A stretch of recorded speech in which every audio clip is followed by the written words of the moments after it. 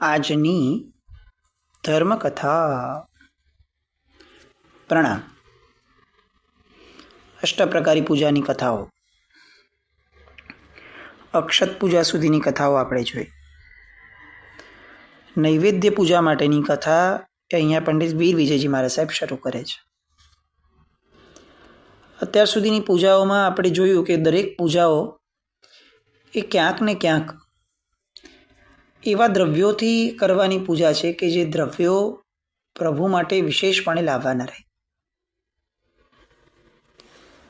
વિશેષપણે એમની ભક્તિ એમના સ્વરૂપે કરવાની રહે.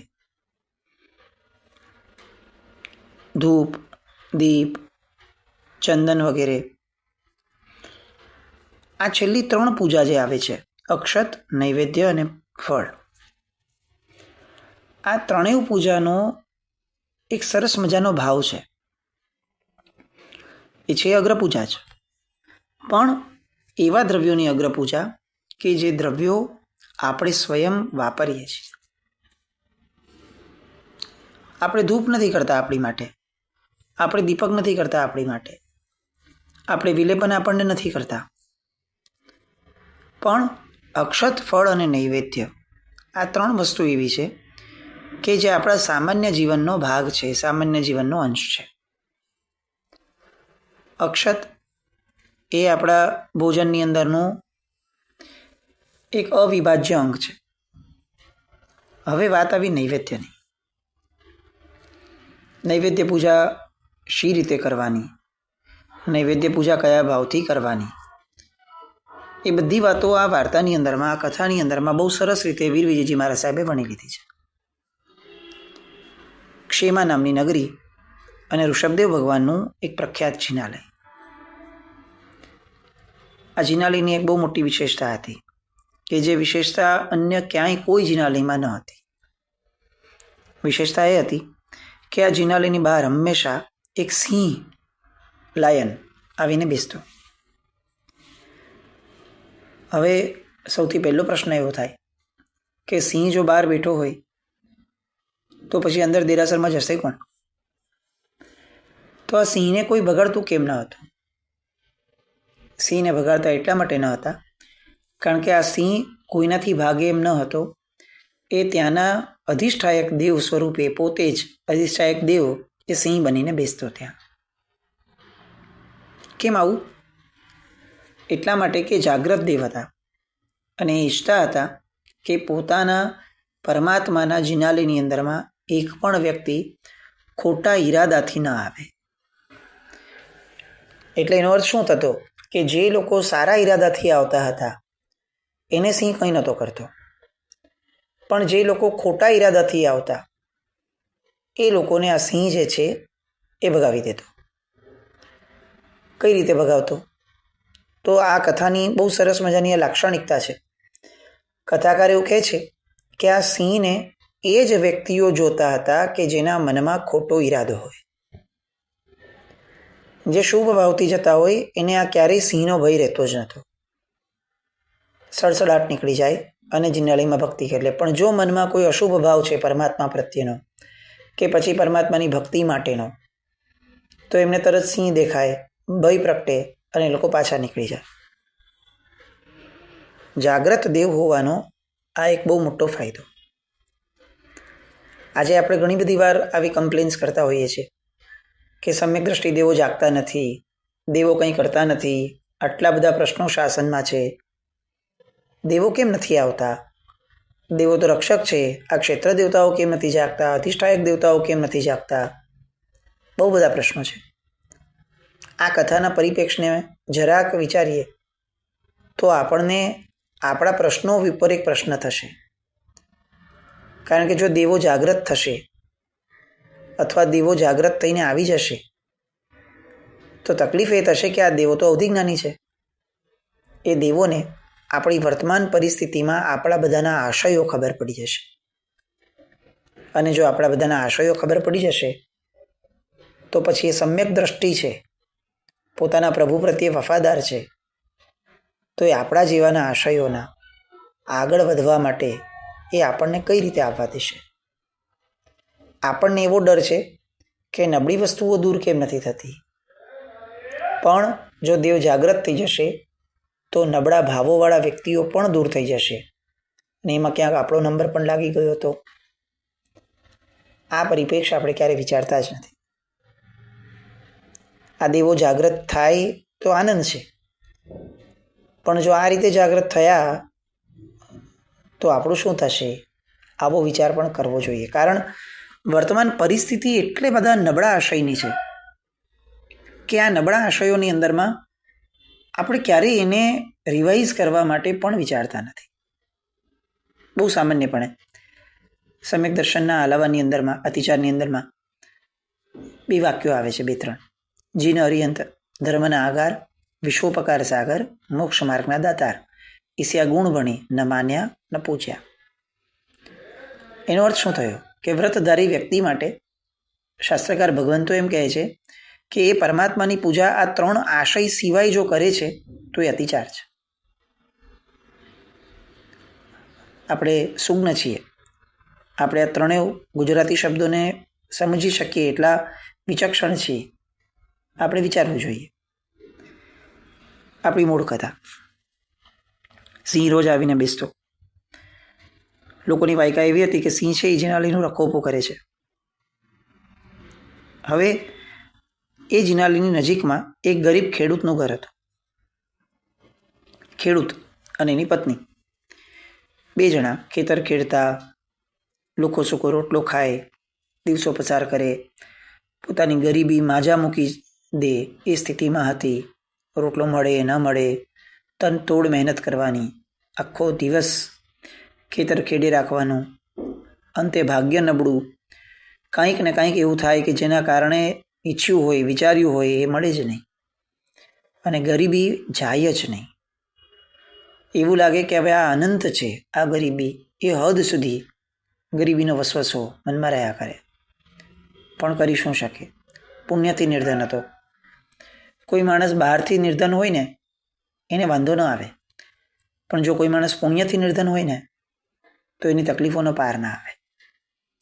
બહારથી નિર્ધન રહેનારા માણસનું પુણ્ય જાગે તો ક્યાંયથી એ પૈસો આવી જાય, પણ ભાગ્યથી જે નિર્ધન છે, પુણ્યથી જે નિર્ધન છે એની પાસે તો પૈસો હોય તોય વયો જાય. આ ગરીબ અને એની પત્ની, ખેડૂત અને એની પત્ની બંને વસવસાની અંદરમાં રહેતા. એક દિવસ ખેડૂત એના ઘરની બહાર બેઠો હતો અને એણે એમ જોયું કે આ ઋષભદેવ ભગવાનના જીનાલયમાં એક મહાત્મા દર્શન કરવા માટે આવ્યા. પોતે જીનાલયથી નજીકમાં જ છે એટલે બધું જોઈ શકે એમ છે અને બેઠો છે. એણે જોયું પણ છે કે આ જીનાલયની બહાર લગભગ લોકો બહુ ઓછા આવે છે કારણ કે સિંહ બેઠો છે. એને તો હંમેશા પ્રશ્ન થતો હતો કે આ સિંહને કેમ લોકો બેસવા દે છે, પણ હવે પોતે ખેડૂત આ ધર્મને પાળતો પણ ન હતો એટલે એ તો એ બાબતમાં કંઈ બહુ વિશેષ નહોતો કરતો, પોતાના ગુજરાનમાંથી જ બહાર નહોતો આવતો. એમાં એણે આ દ્રશ્ય જોયું કે એક મુનિવર પરમાત્માના દર્શન માટે આવ્યા છે. એને એમ થાય છે કે હું તરત જઈ અને આ મુનિવરને રોકું કે સાહેબ તમારું ધ્યાન નથી લાગતું, આ સિંહ બેઠો છે, ફાડી ખાશે.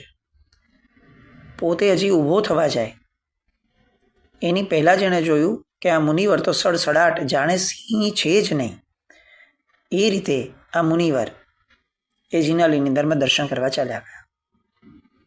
અને એમ ખેડૂત જુએ છે કે ઓલો સિંહ બેઠો છે, મુનિવરને તરફ જોતો પણ નથી. એને એવું લાગ્યું કે આ ચોક્કસપણે કોઈ ચમત્કારી વ્યક્તિ છે.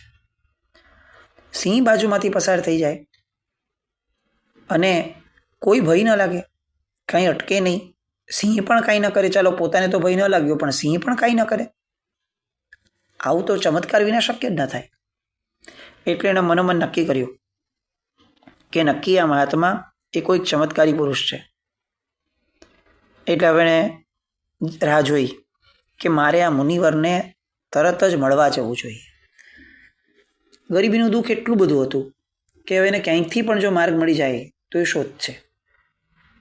જીવનમાં જે દુઃખ આપણા મગજ ઉપર સવાર થઈ જાય ને એ દુઃખને કોઈ પણ ભોગે પૂરું કરવા માટે આપણી મતિ એવર રેડી હોય. રાત્રે 2 વાગે પણ આપણને કોઈ તક મળે ને તો આપણે ભાગી જઈએ એ દુઃખને દૂર કરવા માટે. કેમ? તો કે દુઃખ મનમાં છે ત્યાં સુધી ચાલી જાય, જો મગજ ઉપર સવાર થઈ ગયું ને તો ન ચાલે. આનું દુઃખ મનમાંથી છેક મગજ ઉપર સવાર થઈ ગયેલું. એટલે હવે પોતાની ગરીબીનું દુઃખ ટાળવા એ મુનિવર પાસે ગયો. જેવા મહાત્મા બહાર આવ્યા એટલે તરત જ એમને પ્રણામ કર્યા. એમની બાજુમાં બેસ્યો અને કીધું કે સાહેબ, હું બહુ ગરીબ છું, તમે કંઈક ચમત્કાર કરો ને કે મારી ગરીબી દૂર થાય. આ દુનિયામાં ગરીબનું કોણ કંઈ જુએ છે? તમે તો ઓલિયા છો, સંત છો, તમારા જેવા વ્યક્તિઓ પાસે જ અમારી આશા હોય સાહેબ. બીજું તો આ જગતમાં અમારું વિચાર કરવાવાળું પણ કોઈ નથી. એમ કહી અને પોતાની ગરીબીનું આખું વર્ણન કરે છે કે અમે 2 જણા કેવા દુઃખમાં અમારા દિવસો પસાર કરીએ છીએ. મહાત્માએ કહ્યું, ભાઈ જુઓ, હું કોઈ ચમત્કાર જાણતો નથી. એટલે આ કીધું કે નહીં સાહેબ, ચમત્કારી તો છો જ નહીં, તો સિંહની બાજુમાંથી આવી રીતે પસાર કેવી રીતે થઈ શકે કોઈ માણસ? અને એમણે એમ કહ્યું કે નહીં, એવું નથી, ચમત્કારની એમાં કોઈ વાત નથી. અને તમારી ગરીબીની જે તમે વાત કરો છો, તો જો હું આટલું મારા ગુરુ પાસેથી સમજ્યો છું કે ભવાંતરમાં દાન ધર્મ ન કર્યો હોય તો જ આ ભાવમાં ગરીબી મળે.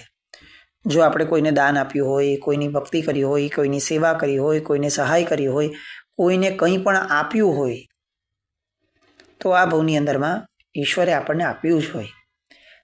જો આ ભાવમાં આપણને ઈશ્વરે કોઈ એક વસ્તુ નથી આપી, તો એનો અર્થ કે આપણે ભવાંતરમાં એ વસ્તુ ક્યારેય કોઈને આપી ન હતી, તો જ આવું થાય. એટલે કામ કર, તું હવે તારી શક્તિ પ્રમાણે દાન કરવાનું શરૂ કર. પેલો ગરીબ કહે, સાહેબ મજાક કરો છો? આ દુઃખ ઓછું છે કે એમાં તમે શબ્દો દ્વારા વધારે દુઃખ આપો છો? મારા જેવો ગરીબ માણસ દાન લઈને જીવી શકે એવી સ્થિતિવાળો માણસ, અને તમે મને દાન કરવા કહો છો? હું શું દાન કરી શકવાનો હતો? દાન કરવા માટે તો ધન જોઈએ, અને સાહેબ મારી પાસે તો ક્યાં ધન છે? મુનિ ભગવંતે કહ્યું કે એવું નથી. તને કોણે કહ્યું કે દાન કરવા માટે ધન જોઈએ જ? અમારે ત્યાં લોકોત્તર શાસન છે. સર્વજ્ઞ ભગવંતો અમારે ત્યાં જે દાન ધર્મ કહી ગયા છે, એ દાન ધર્મ એ તો મનથી થાય છે. જો કોઈ ગરીબ માણસ, ગરીબમાં ગરીબ માણસ પણ મનથી વિચારી લે તો કે મારે દાન કરવું છે, તો એ ચોક્કસપણે દાન ધર્મ કરી શકે. દાન ધર્મ કરવા માટે કંઈ માલદાર હોવું જરૂરી નથી. ખેડૂત તો સ્તબ્ધ થઈ ગયો કે આ શું બોલો છો સાહેબ? દાન ધર્મ કરવા માટે માલદાર ન હોવું? તો માલદાર ન હોય એવો માણસ દાન શેનું કરશે?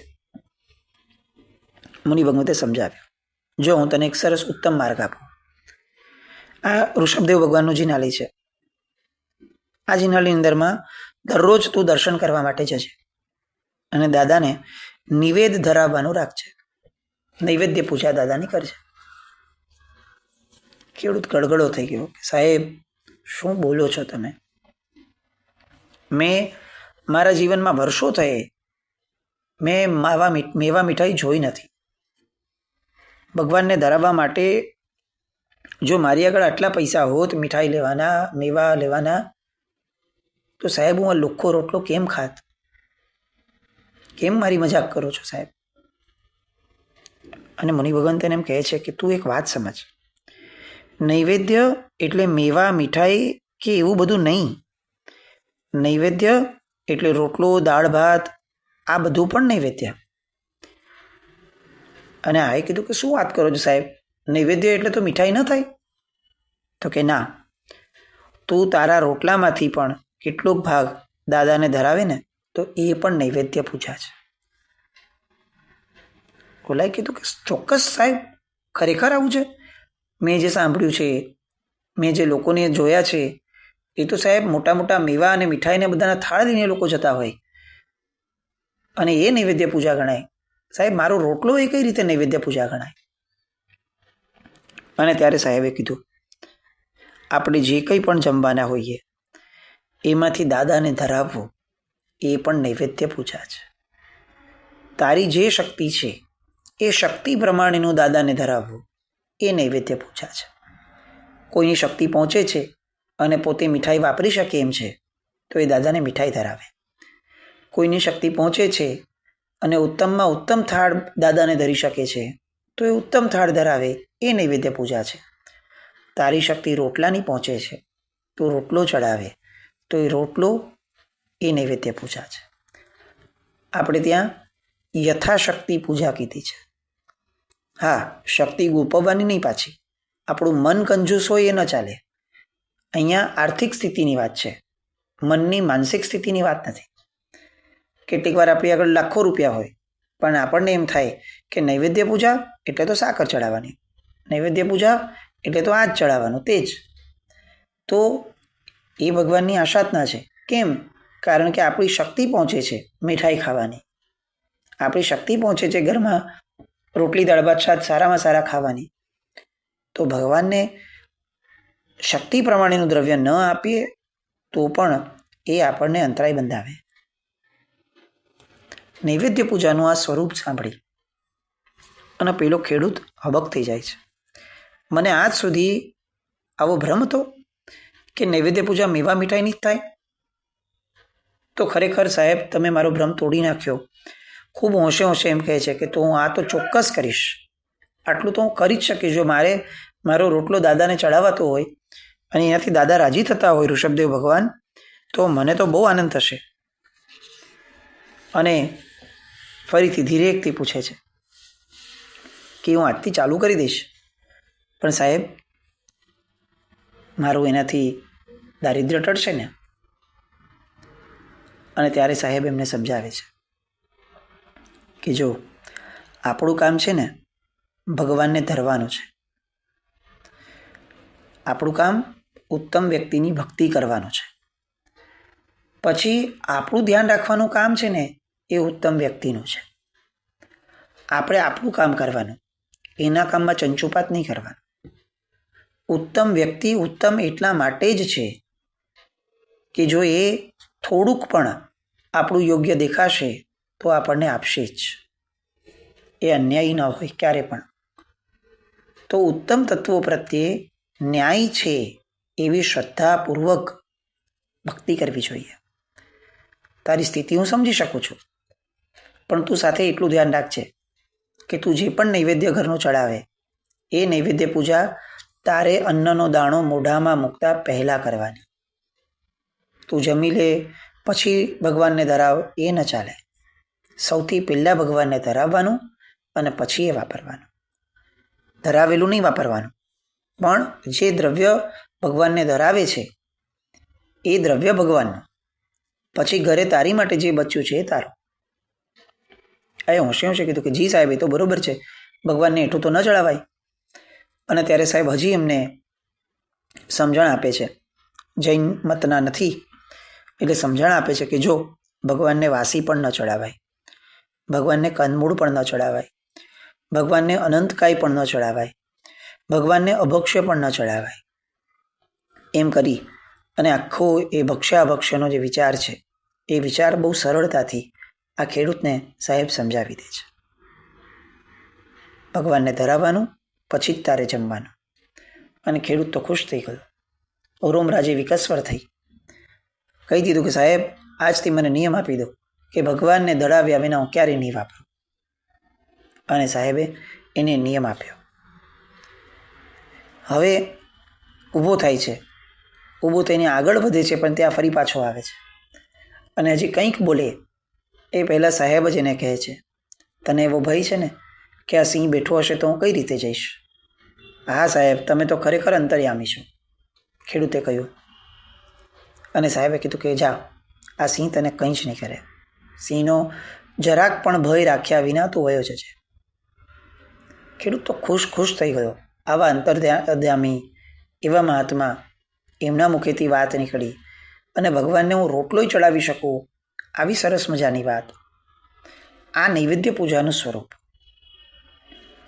જે ખેડૂતને ગુરુ ભગવંતે સમજાવ્યું, આ સ્વરૂપને આપણે પણ સમજવા જેવું છે.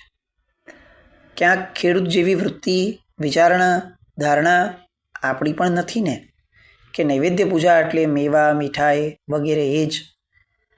અને ક્યાંક સાહેબે જે કીધું એમાંનો ભાગ પણ નથી ને આપણો કે ભાઈ નૈવેદ્ય એટલે સાકર, આવું પણ નથી ને. એ આપણે વિચારવા જેવું છે. હવે આગળ ખેડૂત આ નિયમને કઈ રીતે પાળે છે અને આ નિયમ પાળવાના કારણે એની સાથે કઈ કઈ કસોટીઓ થાય છે, કસોટીઓમાંથી એ કઈ રીતે પાર પડે છે અને પાર પડ્યા પછીથી જે સાહેબે કીધું હતું કે ઉત્તમ તત્વો આગળ માંગવું ન પડે, ઉત્તમ તત્વો ન્યાય કરી લે. તો એ ન્યાય જે છે એ કઈ રીતે એની સાથે થાય છે એ બધી વાત માટે આપણે આવતીકાલે મળશું. પણ આપણી નૈવેદ્ય પૂજાનું સ્વરૂપ, એનો ફેરવિચાર આપણે સ્વસ્થતાથી કરવા જેવો છે. જીનાજ્ઞા કંઈ પણ બોલાયો તો મિચ્છામિ દુક્કડમ. જૈનમ જયતિ શાસન.